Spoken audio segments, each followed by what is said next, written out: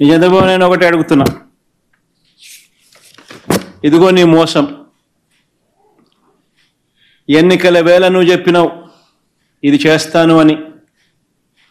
ఇదిగో నీ సూపర్ 6. దీనికి కావాల్సిన బడ్జెట్ ఇది 74,000 కోట్లు. నువ్వు చేసినది మోసం కాదా? నువ్వు చెప్పినది అబద్ధం కాదా? నీ మీద 420 కేసు పెట్టకూడదా? ఆర్గనైజ్డ్ క్రైమ్ ఇది కాదా అని నేను ట్వీట్ పెడతా ఉన్నాను.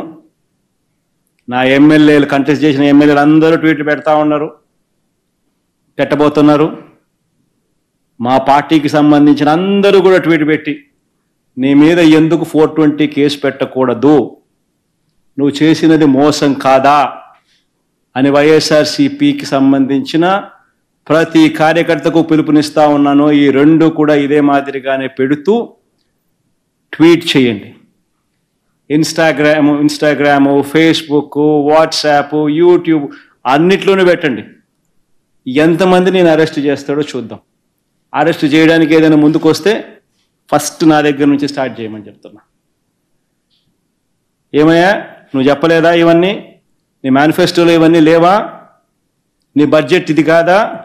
నీ బడ్జెట్లో కేటాయింపులు, వీటికి సంబంధించిన కేటాయింపులు ఇవి ఉండాల్సింది కాదా? మరి ఎందుకు కేటాయింపులు చేయలేదు?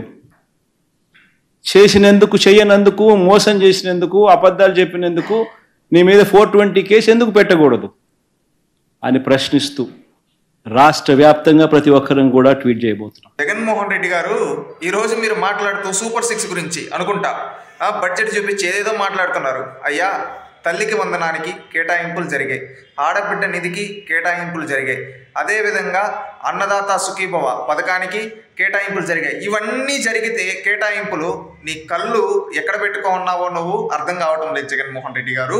ఇంకొకటి, మీరు మతుండి మాట్లాడుతున్నారు, మతి లేకుండా మాట్లాడుతున్నారు, అర్థం కావటంలో. మీకు రాసిచ్చే స్క్రిప్ట్ ఎవరు ఏ విధంగా రాయిస్తున్నారో తెలియటం. ఆ స్క్రిప్ట్ కూడా మీరు రికార్డెడ్ కదా, కనీసం ఆ మాత్రం పిల్లల్ని ఎట్టబడితే అట్ట మాట్లాడుతున్నారు సూపర్ 6 గురించి. నువ్వు చంద్రబాబు నాయుడు గారు అధికారంలోకి వచ్చి 6 నెలలు అవుతా ఉంది. 6 నెలల్లో దీని గురించి నువ్వు మాట్లాడుతూ ఏవేవో కొన్ని పెద్ద పెద్ద మాటలు మాట్లాడుతున్నావు. 420 కేసులని ఈ విధంగా అని. నిజమైన పెద్ద 420 ఈ రాష్ట్రంలో ఎవరన్నా ఉంటారా అంటే మీరు కాదా జగన్మోహన్ రెడ్డి గారు? ఎందుకంటే గతంలో సిపిఎస్ రద్దు చేస్తా అని చెప్పి వారం రోజులు అని చెప్పి చేతులు తిప్పి 5 ఏళ్ళగా రద్దు చేయలేదు. ఈ విధంగా సిపిఎస్ రద్దు చేయని నిన్ను 420 అనొచ్చా జగన్మోహన్ రెడ్డి? అదేవిధంగా ఒకప్పుడు మెగా డిఎస్సి నిర్వహిస్తా, లక్షల ఉద్యోగాలు ఇచ్చేస్తా అని చెయ్యి ఊపావు. ఒక్క డిఎస్సి ఇవ్వాల, దానికి నిన్ను 420 అనొచ్చా జగన్మోహన్ రెడ్డి? అదేవిధంగా నువ్వు గతంలో నీ పాదయాత్రలో తల మీద చేతులు పెడుతూ, ముద్దులు పెడుతూ అనేక హామీలు ఇచ్చావు, ఒక్క హామీ కూడా నెరవేర్చలా, అందుకు నిన్ను 420 అనొచ్చా జగన్మోహన్ రెడ్డి? అదేవిధంగా ఇంకొకటి, ఇవన్నీ హామీలు నువ్వు నెరవేర్చలేదు కాబట్టి గతంలో నువ్వు ఇచ్చినట్టు ప్రజలు నిన్ను ఎక్కడ కూర్చోబెట్టారో తెలుసా? ప్రతిపక్ష హోదా కూడా లేకుండా నిన్ను కూర్చోబెట్టారు ప్రజలు. 11 స్థానాలు ఇచ్చారు. కానీ నువ్వు ఇంకా మారకుండా అదే విష ప్రచారం చేస్తున్నావు. తప్పు జగన్మోహన్ రెడ్డి గారు. ఒకటి, చంద్రబాబు నాయుడు గారు అధికారంలోకి వచ్చిన 5 నెలల్లోనే ఏం చేశారు తెలుసా? నువ్వు 5 ఏళ్లలో నిర్వహించిన మెగా డిఎస్సిని చంద్రబాబు నాయుడు రాగానే మెగా డిఎస్సి నోటిఫికేషన్ ఇచ్చి టెట్ కూడా నిర్వహించాడు. మెగా డిఎస్సి కూడా రేపు నిర్వహిస్తున్నారు తెలుసా జగన్మోహన్ రెడ్డి? నువ్వు పెన్షను 1000 రూపాయలు పెంచేస్తా అని చెప్పి ఒకప్పుడు అన్నావు పాదయాత్రలో, నీ దాంట్లో పెంచలా. కానీ చంద్రబాబు నాయుడు గారు వచ్చిన వెంటనే ఆయన ఎంతైతే చెప్పాడో అంత పెంచి ప్రతి పేదవాడికి ఇస్తూ ఉన్నాడు. ఇది చంద్రబాబు నాయుడు గారు చేస్తూ ఉన్నారు. అదేవిధంగా నువ్వు ఒకప్పుడు అన్నిటికీ పాఠశాలల్లో నాణ్యత లేకుండా ఏ ఊరంటే ఆ పనులు చేసావు. దానంటే రీఫార్మ్స్ తీసుకొని వస్తూ ఉన్నారు. ఒకప్పుడు నీ డబ్బా పెట్టుకొని కొట్టుకునేవాడివి, కనీసం ప్రజల్ని కలిసేవాడు కూడా కాదు, ఇంట్లో కూర్చో ఉండేవాడు. కానీ ఈరోజు చంద్రబాబు నాయుడు గారు ప్రజల దగ్గరికి వెళ్ళి ప్రజా సమస్యలు తెలుసుకుంటూ వాళ్ళ కష్టాలు తీరుస్తూ ఉన్నాడు.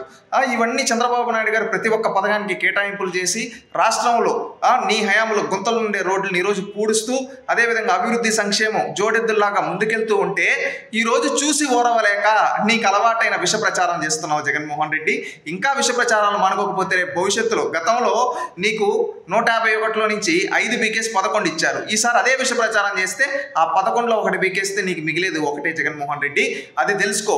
నువ్వు అంటున్నావు నేను ట్వీట్లు వేస్తా, ఫేస్బుక్లు వేస్తా, ఇన్స్టాగ్రామ్లో పెడతాం, ఇవన్నీ మాట్లాడుతున్నావు. గతంలో మీ పార్టీ నాయకులు ఫేక్ రాతలు రాసి ఇంట్లో ఆడబిడ్డల గురించి మాట్లాడి ఈరోజు జైల్లో కూర్చోంటే భావ వ్యక్తీకరణ స్వేచ్ఛ అంటా ఉన్నావు. ఆ టైంలో మళ్ళీ విష ప్రచారం చేస్తావు అంటే నువ్వు ఇంకా మారవా? ఎంతమందిని బలి చేస్తావు జగన్మోహన్ రెడ్డి? నిన్ను నమ్ముకున్న ఐఏఎస్లు జైల్లో ఉన్నారు, నిన్ను నమ్ముకున్న సోషల్ మీడియా కార్యకర్తలు నిన్ను చూసుకొని ఎగిరెగిరిగారు.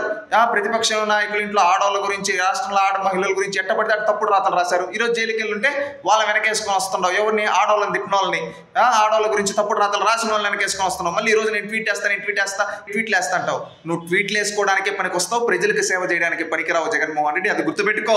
ఎందుకంటే రీసెంట్గా కూడా కొంతమంది అన్నారు ఎక్స్ సీఎం ఎక్స్లో తప్ప బయట కనబడటం లేదని చెప్పి. ఇక ఆ విధంగా కామెడీ అని అయిపోతున్నావు జగన్మోహన్ రెడ్డి.